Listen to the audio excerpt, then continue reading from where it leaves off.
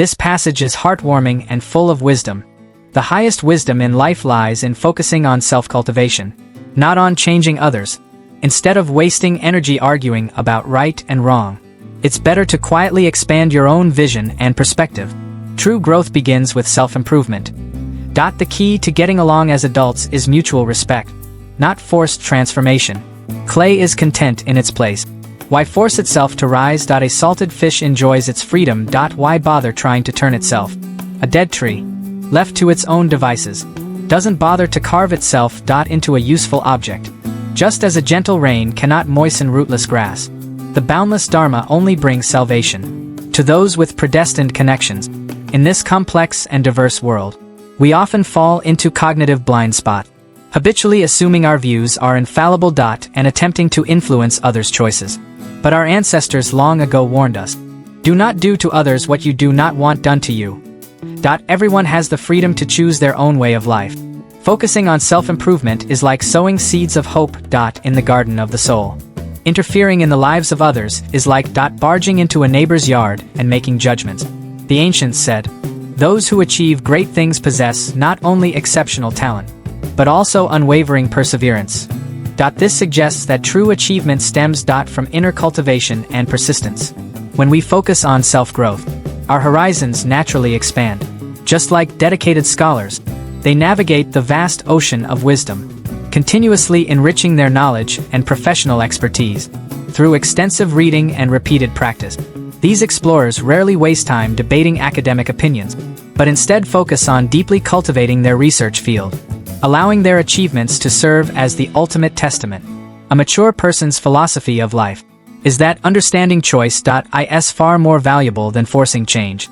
Each person is a unique celestial body, governed by their own unique laws of motion. Attempting to change others is like trying to deflect the established trajectory of the stars, an ultimately futile endeavor. As the old saying goes, the wise follow the natural course of events, while the foolish act against reason. We should emulate the wise, respect the natural laws of development, and proactively approach like-minded individuals.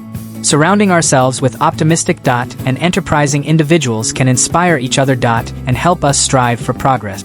However, when faced with those who are complacent, we should wisely maintain our distance rather than futilely trying to change their mindset. We need to learn to accept those who are difficult to sculpt. The ancient wisdom, without rules, there is no order. Reminds us that everything in the universe has its own inherent laws and essential characteristic. Everything has its own nature. Mud cannot build a high wall. Salted fish are content with their status quo. And dead wood is difficult to carve. This is the law of nature. Rather than forcing change against the grain of things, it is better to respect their inherent characteristic.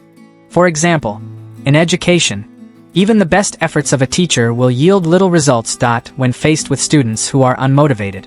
In such cases, the wisest approach is to invest educational resources in those who are eager to learn.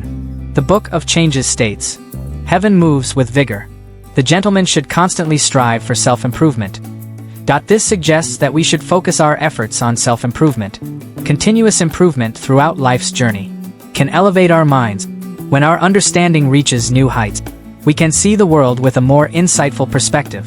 I've gradually come to understand that everyone has their own unique life trajectory.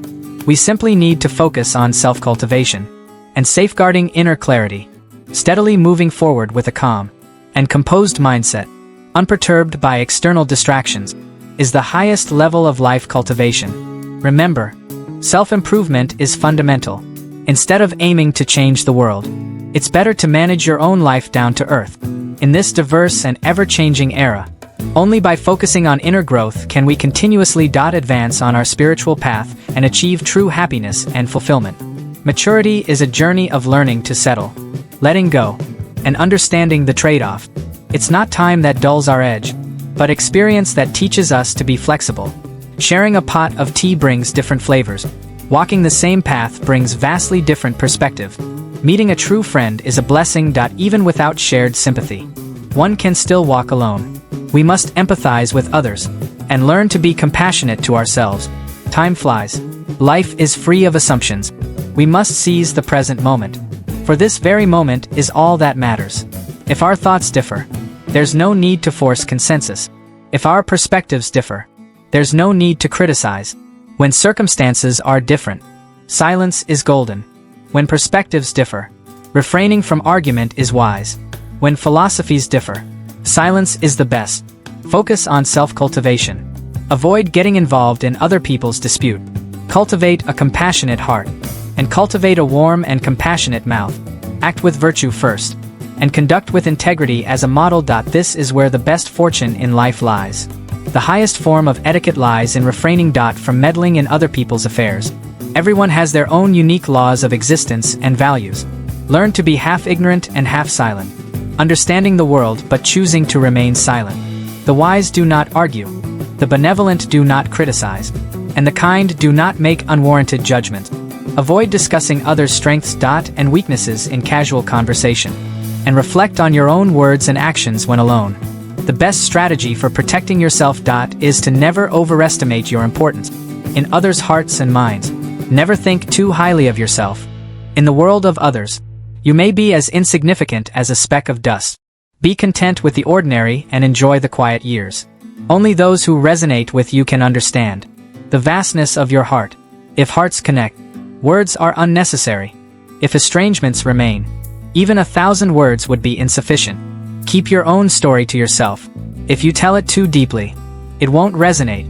And if you tell it too lightly, no one will believe you. The adult world is like this. Only you know your own ups and downs, and you must navigate your own sorrows and joys.